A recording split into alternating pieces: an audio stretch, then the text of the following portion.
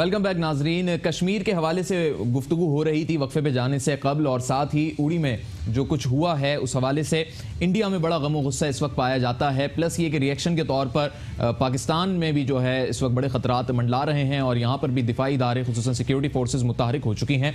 Studio में इस वक्त हमें ज्वाइन किया है, सबसे पहले मैं तारुफ कराऊंगा जनाब कर्नल रिटायर्ड जाफर रिजवी साहब का। लाहौर से आप तशरीफ लाएं। अस्सलाम वालेकुम सर। बहुत शुक्रिया सर, आप यहाँ पर तशरीफ लाए हैं। प्लस आपके साथ मौजूद हैं जनाब डॉक्टर मुजम्मिल इकबाल हाशमी साहब, दिफा पाकिस्तान कौंसिल की आप नुमाइंदगी करेंगे और साथ ही मकबूजा कश्मीर में होने वाले मजालिम और दीगर इशूज़ पर आपकी बड़ी गहरी निगाह है। अस्सलाम वालेकुम। इंडिया से हमारे साथ मौजूद थे वक्फे पे जाने से कबल सरित प्रधान, वहाँ के सीनियर तज्जियाकार हैं और गुफ्तगू चल रही थी। इस वक्त हमारे साथ एक मरतबा फिर मौजूद है टेलीफोन लाइन पे, और इंडिया से एक और दिफाई तज्जियाकार हमारे साथ मौजूद हैं कर्नल रिटायर्ड फसीउद्दीन साहब। आप ये दोनों मेहमानान टेलीफोन लाइन पर इंडिया की नुमाइंदगी करेंगे।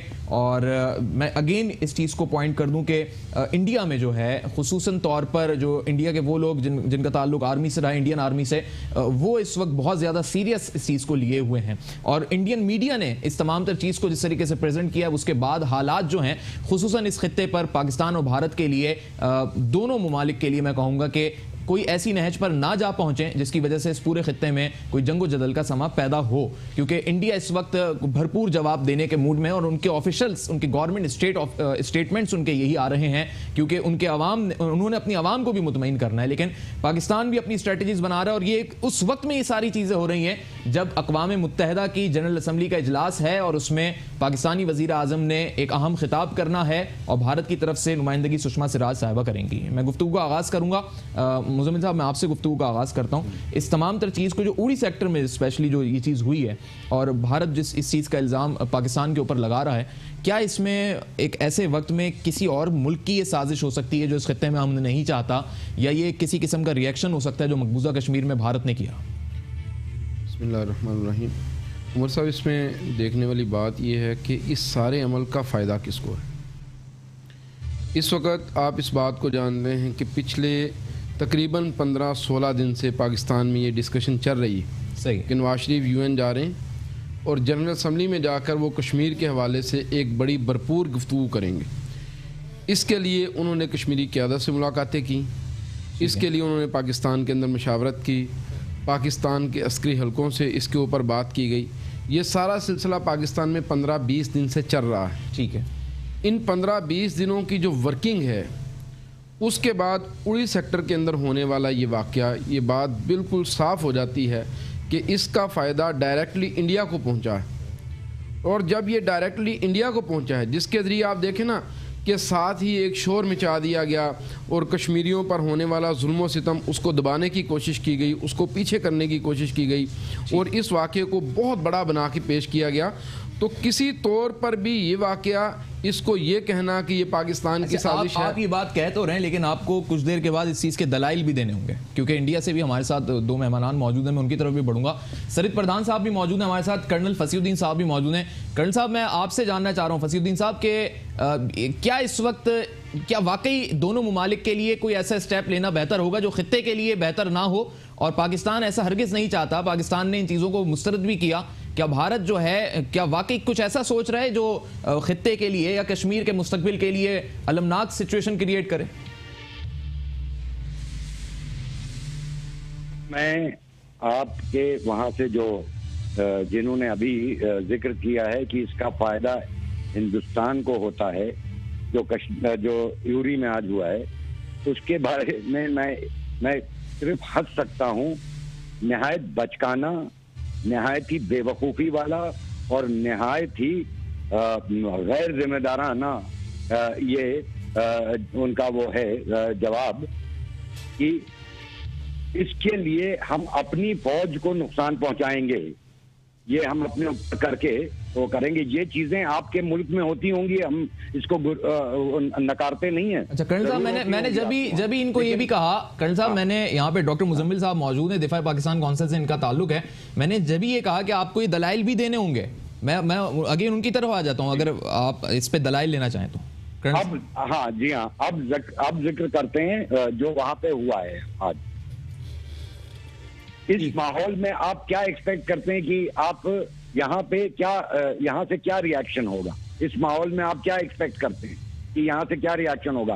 पहली बात तो मैं ये बिल्कुल सेटल कर दूं कि पूरा 125 करोड़ हिंदुस्तानी इस वक्त बहुत ही गुस्से में बैठा हुआ है और डिमांड कर रहा है अपनी सरकार से कि इनफ इज इनफ, ये पुसिलिनमैनिटी जो है ये खत्म करो और अब इसका वापस मुंह तोड़ जवाब दो।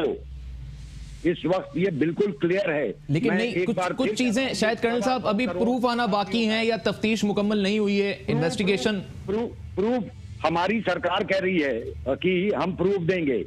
As a soldier, as a former military officer from the Indian army, मैं ये साफ कह रहा हूं, कोई जरूरत नहीं है पाकिस्तान को किसी भी प्रूफ देने की। क्यों नहीं है? इवेंट्स हैं उसके प्रूफ दे के कोई जरूरत नहीं है, सब ओपन सोर्स में पड़ा हुआ है, ये सब ठीक है। अच्छा कर्नल साहब मेरे साथ डिप्लोमेसी है। अच्छा आपकी बात भी सुन रहे हैं, क्योंकि वक्त मैं चाह रहा हूं इसी वक्त में रहते हुए हम इस चीज को एक कंक्लूडिंग पॉइंट तक लेके चलें। डिप्लोमेसी है।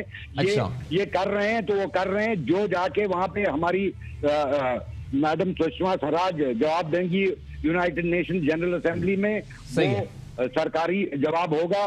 जो आपकी तरफ से शरीफ साहब करेंगे वो उनका होगा, बट मेरी तरफ से बिल्कुल क्लियर है इस वक्त, और मैं अवाम की जबान बोल रहा हूं, मैं सरकारी जबान नहीं बोल रहा हूं, मैं अवाम की जबान बोल रहा हूं। चलिए मैं इधर आता हूं। पाकिस्तान की तरफ से जो नुमाइंदगी कर रहे हैं फॉर्मर मिलिट्री ऑफिसर जनाब कर्नल जाफर रिजवी साहब भी मौजूद हैं। मुजम्मिल आपकी तरफ भी आता हूं। डॉक्टर साहब पहले मैं चाहूँगा कर्नल साहब आप इस पे कुछ अपना पॉइंट ऑफ व्यू दें, आप बड़ी देर से खामोश बैठे हैं और सुन भी रहे हैं सब चीज़ें। मैं पहले तो शुक्रिया अदा करता हूँ आपका कि आपने मौका दिया, लेकिन फसीउद्दीन साहब से मेरी रिक्वेस्ट है कि इतना गुस्से में ना बोले। अगर गुस्से में ही बोलना है तो इधर से भी फिर गुस्से में बोला जा सकता है और बड़े पॉइंट्स हैं। और अगर आप हिस्ट्री देखें तो हमारे पास भी बहुत ज़्यादा ऐसे सबूत मौजूद हैं और पेश किए गए हैं कि इंडिया की इन्वॉल्वमेंट रही है। और अगर हर दफ़ा यही कुछ हो, बदला लेने की बात हो और आवाम की बात हो, तो इधर से भी बदला बिल्कुल लिया जाएगा। बदला काइंडली मेरी बात मुकम्मल होने दें, काइंडली प्लीज़, रिक्वेस्ट है। मैं ये कह रहा था कि अगर ये समझते हैं तो फिर इस तरफ से भी अगर ऐसी बात हो तो फिर बात तो वही हो जाएगी ना कि बस लड़ाई और झगड़ा और ये सब कुछ सही है। हमारे पास भी बहुत सारी ऐसी चीज़ें हो चुकी हैं, बहुत सारे सबूत हैं, बहुत सारे इंसिडेंट्स हो चुके हैं जिसमें कि इंडिया की इन्वॉल्वमेंट गवर्नमेंट लेवल पे यानी इंटरनेशनल लेवल पे गवर्नमेंट ने पेश किए हुए, ठीक है। और ये तो अभी वाकया हुआ है ना, अभी इन्वेस्टिगेशन हुई नहीं, अभी कोई ऐसा बात नहीं। आप पहले ही अभी जो मेरी एक खबर है, मुझे एक खबर मिली है। अच्छा आप कहाँ तक सही है कि अभी वो चल रहा था सिलसिला तो उन्होंने पाकिस्तान को ब्लेम करना शुरू कर। बिल्कुल बिल्कुल, मतलब ये मैं बात कर रहा हूँ ना कि एक माइंडसेट पहले का बना हुआ है, उसको आप माइंडसेट क्लियर है हिंदुस्तान का।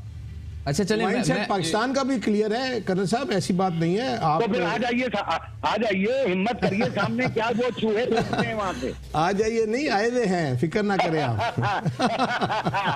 अच्छा मैं सरित प्रधान साहब की तरफ भी बढ़ूंगा, लेकिन पहले मैं डॉक्टर मुजम्मिल साहब आपसे शरद की तरफ बढ़ लीजिए। हाँ मैं बढ़ रहा हूँ, लेकिन मैं पहले इनसे वो दलाइल ले लूँ ना जिसकी बुनियाद पे ये कह रहे हैं कि जी भारत को इससे फायदा हुआ है। देखें उमर साहब, बात ये है कि अभी कर्नल साहब ने कहा कि हिंदुस्तान के अवाम इस वक्त मुतमिन होना चाहते हैं। आप कर्नल साहब जब कहें तो ये बता दें जी। नहीं मैं क्योंकि यहाँ भी कर्नल जो फसीउद्दीन साहब है मैं उनकी बात कर रहा हूँ। अच्छा चले, देखिए हिंदुस्तान एक ऐसा मुल्क है जिसमें किसी बेगुनाह को फांसी दे दी जाती है सिर्फ इसलिए कि वो अवाम के इज्तिमाई ज़मीर को मुतमिन करना चाहते हैं। ओहो, अफजल गुरु के मामले पे, अफजल गुरु के मामले पे कर्नल साहब बात सुनिएगा आप। अफजल गुरु के मामले में आपकी अदलिया ने जो डिसीजन दिया, जो फैसला दिया, उसके अंदर ये बात मौजूद है कि इस बंदे के खिलाफ सबूत पूरे नहीं थे। क्या वो आपके बकौल, क्या वो आपके बकौल आपका हिंदुस्तानी शहरी नहीं था? हम कहते हैं कश्मीर पाकिस्तान का हिस्सा है, आप कहते हैं कश्मीर हिंदुस्तान का अटूट अंग है। अगर कश्मीर हिंदुस्तान का अटूट अंग है तो आपने अपने एक शहरी को क्यों बिला वजह इस तरीके से फांसी के ऊपर चढ़ाया? और आपकी अदलिया ने चढ़ाया। को किसने मारा? आपकी अदलिया ने चढ़ाया। उसके बाद कर्नल साहब सुनिएगा, हमने पूरी तसल्ली से आपकी बात सुनी है, आप हमारी बात पूरी तसल्ली से सुने ताकि डिबेट किसी कंक्लूजन के ऊपर पहुंचे। दूसरी बात, आप आगे चलिए, आप आगे चलिए। आप 17 फौजियों के ऊपर इतना बोल रहे हैं और पाकिस्तान को जंग की धमकी दे रहे हैं और कह रहे हैं कि आ जाएं। मैं आपसे ये सवाल करता हूं कि पिछले 2 माह के अंदर, बल्कि 2.5 माह होने को हैं, कश्मीर में लगने वाला कर्फ्यू, वहां पर कत्ल होने वाले कश्मीरी लोग, क्या वो आपके शहरी नहीं हैं? आप जो वहां पर कत्लेआम कर रहे हैं उसकी क्या वजह है, क्या रीजन है? क्या आप उस वक्त आप लोग क्यों नहीं बोले? देखें, ये एक वजह है। उमर साहब, कर्नल साहब बात सुनिए, आखिर क्या वजह है? कर्नल फसीउद्दीन उस वक्त क्यों नहीं बोले जब कश्मीर के अंदर लोगों को कत्ल किया जा रहा था? आप कहते हैं सबूत दें, हम कहते हैं यूएन के अंदर आपके ऊपर जब बोला जाना था, हिंदुस्तान के ऊपर गुफ्तगू होना थी, उससे ठीक 2 दिन पहले, 3 दिन पहले आप ये अटैक करवाते हैं। किस लिए? आप कहते हैं कि हिंदुस्तान अपने फौजियों को क्यों मरवाएगा? हिंदुस्तान को कत्लेआम की आदत है। कश्मीर में उन्होंने 100 लोगों को अभी तक कत्ल किया है, 1 लाख कश्मीरी वो मार दिए हैं। आपका ही वो मुल्क था जिसने 1971 के अंदर पाकिस्तान को तोड़ा। आपका ही वो मुल्क है जिसका एक सर्विंग कर्नल पाकिस्तान में आके जासूसी करता हुआ बलोचिस्तान में हालात खराब करता हुआ पकड़ा गया। ये आपके पॉइंट्स हैं, ये आपने सही है कर्नल साहब, ठीक है। फसीउद्दीन साहब ये इन्होंने अपने पॉइंट्स दिए हैं अफगानिस्तान से, सही है। फसीउद्दीन साहब ये इन्होंने अपने पॉइंट्स दे दिए। अब मैं चाहूंगा प्रधान साहब की तरफ बढ़ूं, उनसे भी मैं कुछ पॉइंट्स लेना चाहूंगा ना, यहां से अगर पॉइंट्स आ रहे हैं, क्या वाकई इंडिया के पास भी कुछ पॉइंट्स या कुछ डिबेटेबल चीज है या नहीं? प्रधान साहब, है कुछ ऐसा मटेरियल, कुछ ऐसी चीज जिसकी बुनियाद पे आप ये वाजे कर सकें कि जी भारत ने ये सब नहीं करवाया खुद अपने मफादात के लिए? तो जो है ये मुजम्मिल साहब थे ना जो बोल रहे थे, जी डॉक्टर मुजम्मिल, उनको बड़ी फिक्र है भाई कश्मीर। उनका है कौन साहब थे? डॉक्टर मुजम्मिल हाशमी साहब, जिन्होंने अभी बड़ी दलील दी कि बेचारों को बड़ी फिक्र है हिंदुस्तान की कि क्या हो रहा है हिंदुस्तान में और कश्मीर में क्या हो रहा है। वो उनसे कहिए वो इसी तरफ आ जाएं, यही रहने लगे। इतने बड़े हिमायती अगर हो गए हिंदुस्तान के, क्योंकि वो ये भूल रहे हैं कि अगर इसी तरह से दलील देंगे तो फिर हमें उनसे पूछना पड़ेगा बलूचिस्तान में कौन करवा रहा है। वहां पे वो जो है वो बड़ा, उनके साथ तो बेचारों के कोई जुल्म नहीं, पाकिस्तान तो नहीं कर रहा है ना, उनके कोई और मार्स या मून से कोई आ रहा है बलूचिस्तान में उन लोगों को जुल्म करने वाला। में तो आप हैं, आपका कर्नल पकड़ा गया, हमारा तो कोई कर्नल नहीं पकड़ा गया उड़ी के अंदर। आपको जरा मैं ये बता दूं, आपने जो कहा ना कि हिंदुस्तान को तो कत्लेआम का शौक है, काश ऐसा होता। अगर ऐसा होता तो आपकी यहाँ की दहशतगर्दी अभी तक हिंदुस्तान खत्म कर चुका, दफन कर चुका होता। लेकिन यही तो अफसोस है, ये जो बातचीत का सिलसिला, ये हिंदुस्तान ये बड़ी मेरे हिसाब से गलती कर रहा है। अच्छा, मैं इतने ज्यादा पानी सर के ऊपर हो जाने के बाद बातचीत करें। चलिए मैं जाफर रिजवी साहब से भी जवाब ले लूं। कर्नल जाफर रिजवी साहब, पत्थर से ही दिया जाना चाहिए। अच्छा कर्नल जाफर रिजवी साहब, ये शराफत और ये एक मेरे को पूरी बात कह लेने दीजिए, पूरी बात करने दीजिए। ये जो कह रहे हैं तफ्तीश हो जाए, जांच हो जाए, ये बड़ा टिपिकल तरीका है। जो गिल्टी होता है वो हमेशा ही कहता है, क्योंकि वो वक्त चाहिए, उसको टाइम चाहिए, टाइम पास करने के लिए वक्त चाहिए। नहीं देखें प्रधान साहब, ये अगर आप ये बात करेंगे, आप अगर ये बात करेंगे तो गुजरात में जो कुछ हुआ उस पे मोदी साहब भी किसी जमाने में यही कहते थे कि तफ्तीश हो जाए। अगर आप ये बात करेंगे तो मैं यही तो कह रहा हूँ, आपको अपने मुल्क की फिक्र करिए, आप हिंदुस्तान की फिक्र मत करिए। उसके लिए हम लोग काफी है, उसके लिए जिसको जो जवाब देना होता है हम लोग अच्छी तरीके से दे लेते हैं। अच्छा चलिए कर्नल जाफर रिजवी साहब से मैं जवाब ले लूं। आर्मी से गाइड नहीं होता है हिंदुस्तान का अवाम, जैसे पाकिस्तान में सब कुछ आर्मी तय करती है कि आपके यहाँ प्रेसिडेंट कौन बनेगा, प्राइम मिनिस्टर कौन बनेगा, किसको सूली पे चढ़ाएंगे, किसको जिबा करेंगे, किसको सजाए मौत दिलवा देंगे। आपके यहाँ आर्मी करती होगी। हिंदुस्तान में ताकत नहीं है आर्मी में इतनी।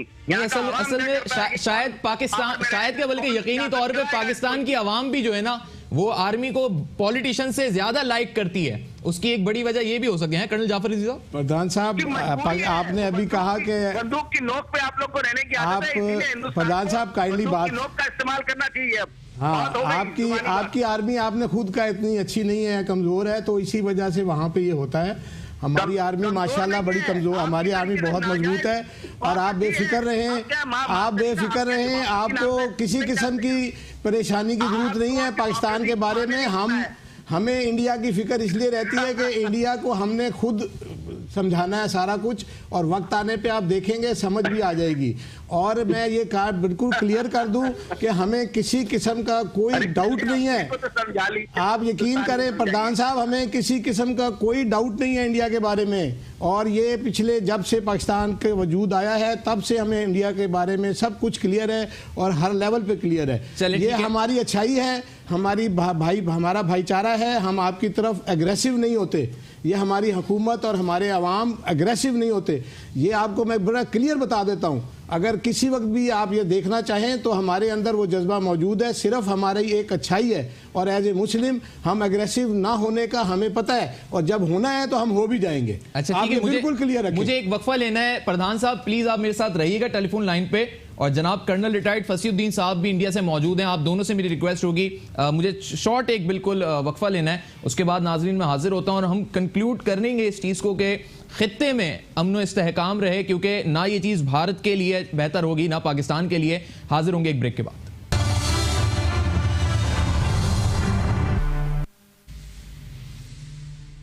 वेलकम बैक नाजरीन। वक्फे के दौरान कुछ फ़ोन्स भी आ रहे हैं, पाकिस्तान से भी फ़ोन आ रहे हैं, स्पेशली कराची से, और लोग जो हैं वो उनके जज्बात वो अपने बता रहे हैं इंडिया के हवाले से, और बड़े उनके ऐसे कमेंट्स हैं हम बता तो नहीं सकते, लेकिन खैर वो अपने जज्बात रखते हैं और पाकिस्तानियों के पास बड़े दलाइल हैं। आप देख रहे हैं इस प्रोग्राम में जो चीज़ें वाज़े हो रही हैं।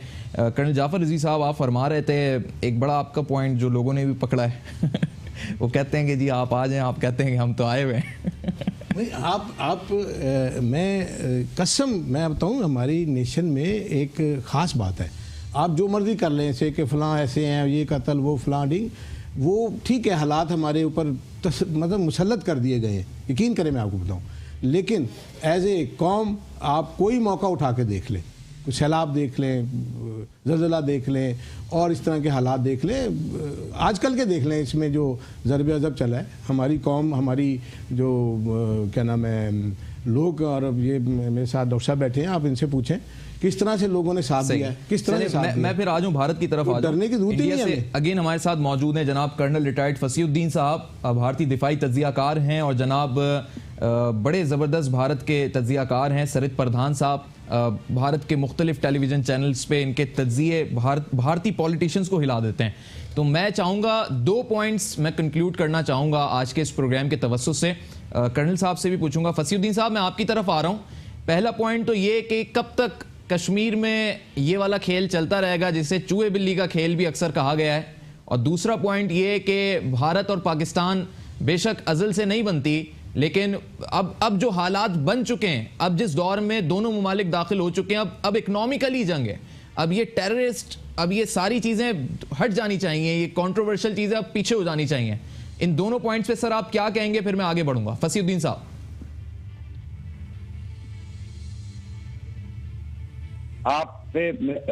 आपने जो कहा ये चूहे बिल्ली वाला खेल जी खत्म होना चाहिए। ये तो मुस्तकिल कहा जा रहा है, यहाँ से मुस्तकिल कहा जा रहा है। अब मैं इतना वक्त नहीं है कि मैं आपको गिनाऊं, हालांकि मेरे पास सब एक एक डेट लिखी हुई है, यहाँ तक कि आपको मैं पिछले बार प्रोग्राम में भी बता चुका हूं कि वो प्राइम मिनिस्टर जिसको आप लोगों ने ब्लैक करार किया था, वो खुद उठ के आपके मुल्क में गया था। हमारे होम मिनिस्टर अभी गए थे सार्क में, और क्या हुआ था वहां पे, किस तरह का बिहेवियर था वहां पे। तो मुस्तकिल ये तो दो तरफा है, आप बढ़िए। अच्छा। हमने तो रेस्ट्रेंट आज नहीं, हम तो क्या नाम है 30 साल से रेस्ट्रेंट बरत रहे हैं। 30 साल से कश्मीर में जो पहला प्रॉब्लम स्टार्ट हुआ था 89 में, उस वक्त से आज तक हम बरत रहे हैं। और आपको भी मालूम है, हमें भी मालूम है, उसके बाद कारगिल में आपको भी मालूम है क्या हुआ था, कौन घुसा था, क्या हुआ था। आपको बॉम्बे का भी मालूम है क्या हुआ था। पूरी दुनिया के पास उसके दलील मौजूद है, पूरी दुनिया के पास उसके रिकॉर्ड मौजूद है। सही है। और सबको मालूम है कि ये जो है ये कहीं नहीं ले जाने वाला है। आपने सही कहा कि इस वक्त बात करनी चाहिए इकोनॉमिक कोऑपरेशन की। ये सब पुरानी बातें हो गई हैं, लेकिन आइए तो उस लेवल तक पहुंचिए। तो ये उरी और ये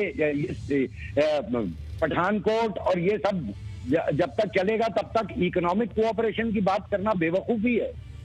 सही है। मैं पाकिस्तान की नुमाइंदगी कर रहे हैं कर्नल जाफर रिजवी साहब, उनसे जवाब लेना चाहूँगा। अगर भारत ये कहता है कि जी ठीक है, इस चीज़ को तो एक्सेप्ट करता है भारत भी ना कि इकोनॉमिकली जो है अभी दौर तो अब यही है, तो पहुँचेंगे कैसे हम वहाँ तक? इकोनॉमिकली दौर किसने रोका है आप बताएं? ये अभी इन्होंने बात की कि ये गए थे और इनके पाकिस्तान आए और सारा कुछ आके उन्होंने क्या रवैया यहाँ पे रखा है? मतलब वो तो पहले से एक सार्क में जब आए थे तो उन्होंने क्या रवैया रखा था पाकिस्तान के साथ? वो तो आए ही इंसल्ट कर रहे थे हमारी और दरमियान में उठ के चले गए और जिस तरह के उन्होंने बयान दिए। सही है। तो ये चीज़ें ऐसे जब इकोनॉमिक सब कुछ करना है तो फिर हर चीज़ को करना है, दोनों तरफ हर से चीज़ को कवर करना है। ठीक है, मैं वक्त बिल्कुल खत्म हो गया। प्रधान साहब कंक्लूजन कीजिएगा शॉर्टली, फिर मुजम्मिल साहब से भी मैंने कंक्लूजन करवाना है। हमारी नजर में जो है, अगर ये जिस तरह कर्नल फसीउद्दीन ने कहा बिल्कुल सही है कि अब वक्त आ गया है कि हम लोगों को, सारी दुनिया जो है इस वक्त इकोनॉमिक कोऑपरेशन की बात कर रही है, पूरी यूरोप की दीवारें खत्म हो गई, लेकिन यहाँ जो है ये पाकिस्तान की तरफ से ऐसा लगता है कि उसको ये मंजूर नहीं है। उसको यही फिक्र रहती है कि हिंदुस्तान में अमन ना रहे, इस तरह से स्टेबिलिटी ना रहे, हर वक्त दखल देने की जो आदत है ये छूटनी चाहिए। अगर ये होता रहा तो आप कश्मीर की बात करेंगे, हम बलूचिस्तान की बात करेंगे। प्रधान साहब आप अभी भी दखल देंगे तो अल्टीमेटली उसी तरह बोलेंगे। प्रधान साहब आप अभी भी कंक्लूड करते हुए भी आप जो है ना, अब वही आपने अपना वो एक साइड रखी है भारत की। बलूचिस्तान आपको अब क्या बताएं आपको? मुजम्मिल साहब मैं चाहूंगा, वक्त बिल्कुल खत्म हो गया, कंक्लूड कर दें। देखिए उमर साहब, साफ बात है कि हिंदुस्तान जिस तरीके से दुनिया में खेल रहा है, इसने सिर्फ पाकिस्तान को नहीं, आहिस्ता आहिस्ता पूरी दुनिया को परेशान करना है। उसकी एक बुनियादी वजह है, हिंदुस्तान इस वक्त जो हिंदुस्तान का करंटली मसला है वो दो हैं। एक जो कश्मीरियों ने तहरीक खड़ी की है वो उससे परेशान है, सही, और दूसरा वो सी पैक से परेशान है। और इस हवाले से हिंदुस्तान पूरी कोशिश कर रहा है कि पाकिस्तान को डिस्टर्ब किया जाए। मैं एक चीज़ थोड़ी सी ऐड कर दूं, वो सिर्फ कश्मीर नहीं, उनमें और बहुत सारी वहाँ पे नहीं, वो तो चलें, जो उनकी तहरीकें हम उन पे बात नहीं करते, प्रायोरिटी वाइज वो कह रहे हैं कि नहीं प्रायोरिटी है ये। सिर्फ कश्मीर इशू उन्होंने इसलिए ज़्यादा ये है कि इसमें मुसलमानों की इन्वॉल्वमेंट है, सिर्फ ये वजह है। आप यकीन करें वहाँ पे बहुत सारे इश्यूज चल रहे हैं। चले, मेरी दुआ है कि इस खत्ते में, इस दुनिया में अमन सलामती रहे, और ये जो फैक्टर है, ये जो भी अनासर हैं, चाहे पाकिस्तान में दहशतगर्दी हो रही हो या भारत में हो रही हो या कश्मीर में हो रही हो, जो लोग कर रहे हैं, अक़वाम मुत्तहिदा की जानिब से एक बाकायदा इसके लिए इंसानी हुकूक का एक हाई कमीशन तैयार है। वहाँ पे जनाब जैद रादुल हुसैन साहब जो हैं उन्होंने वाज़े किया है कि जांच होनी चाहिए। तो फिर अक़वाम मुत्तहिदा को किरदार अदा करना चाहिए और पाकिस्तान और भारत को खुला चांस देना चाहिए, खुली स्पेस देनी चाहिए कि वो कश्मीर में भी आए, वहाँ पर भी इंसानी हुकूक का हाई कमिश्नर आके जांच पड़ताल करे, वो भारत भी जाए, वो पाकिस्तान भी आए, ताकि दुनिया के सामने सारी चीज़ें क्लियर हों। और आने से हमने तो नहीं रोका, इन्होंने रोका। तो वही चीज़ है कि अब इंडिया को भी इस हवाले से जो है पॉजिटिवली सोचना होगा। आज खबर की खबर से मैं आप दोनों मेहमानान का शुक्रगुजार हूं। सबसे पहले खुसूसन मुजम्मिल इकबाल हाशमी साहब आपका, कर्नल जाफर रिजवी साहब आपका, और इंडिया से हमारे साथ सिर्फ प्रधान साहब मौजूद थे, उनका भी मैं शुक्रगुजार हूँ, और कर्नल फसीउद्दीन साहब का भी शुक्रगुजार हूँ। आपने इंडिया से वक्त दिया, क्योंकि वहाँ पर शायद ज़्यादा आधा घंटा आगे है और वो लोग सो चुके होते हैं, लेकिन फिर भी उन्होंने स्टेट के इशूज़ थे, इस पर उन्होंने भी बात की। और कोशिश ये होगी हमारी के सहाफ़ती लेवल पे जो हमारे रवाबित हैं, हम उन लोगों से भी रिक्वेस्ट करें कि इंडिया के अवाम को, इंडिया की गवर्नमेंट को वो पॉजिटिव रास्ते पर रखें, ठंडा रखें, क्योंकि खित्ते में पॉलिटिकली क्रेडिट के लिए अगर इंडिया कोई ऐसा कॉन्फ्लिक्ट खड़ा करता है या जंग वाली सूरत हाल पैदा करता है तो शायद इंडिया का वक्ती फ़ायदा तो हो, लेकिन इंडिया का भी आगे चल के बड़ा उसमें नुकसान होगा और किसी के लिए भी ये चीज़ फेवरेबल नहीं रहेगी। और जो बातें इंटरनेशनल मीडिया ने उड़ी के हवाले से की हैं उस पर भी लोगों को सोचना होगा कि क्यों हमेशा ऐसे हमले भारत में ही होते हैं जो मुतजाद हो जाते हैं, इसमें तनाज़ा पैदा हो जाता है, और क्यों इसमें सिख फौजी ही अक्सरियत में जाँ बहक हुए, क्यों इसमें बिहार से आए हुए फौजी अक्सरियत में जाँ बहक हुए, क्यों पेट्रोल के ड्रम्स वहाँ पर मौजूद थे, किस तरह आग लगी, ये सारी चीज़ें जो है तभी वाज़ेह होंगी जब जाँच पड़ताल होगी। अपने मेज़बान मोहम्मद उमर खान को दीजिए इजाज़त। अल्लाह हाफ़िज़।